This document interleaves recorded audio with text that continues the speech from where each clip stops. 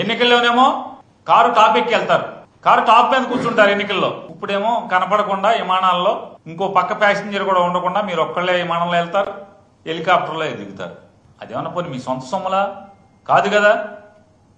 ఇదంతా కూడా రాష్ట్ర ప్రజల పన్ను కట్టిన డబ్బుల్లోంచే మీరు ముగ్గురు, చంద్రబాబు నాయుడు గారు కానీ, లోకేష్ నాయుడు గారు కానీ, లేదా పవన్ కళ్యాణ్ గారు కానీ, ఇలా ముగ్గురు తిరిగేటువంటి ప్రత్యేక హెలికాప్టర్లు కానీ లేదా ప్రత్యేక విమానాలు కానీ, ఆఖరికి వీళ్ళ కుటుంబం దగ్గరికి వెళ్ళాలన్నా కూడా ప్రత్యేక విమానమే. చెప్పండి, బయటకు పెట్టండి. ఆ డబ్బులు ఎక్కడి, ఎవరు కడుతున్నారు?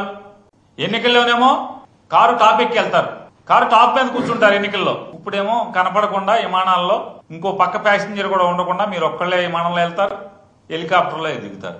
అదేమన్నా పోనీ మీ సొంత సొమ్ములా? కాదు కదా.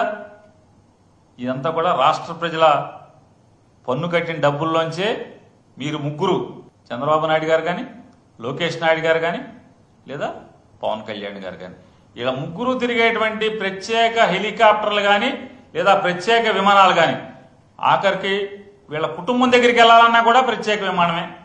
చెప్పండి, బయటకు పెట్టండి. ఆ డబ్బులు ఎక్కడి, ఎవరు కడుతున్నారు?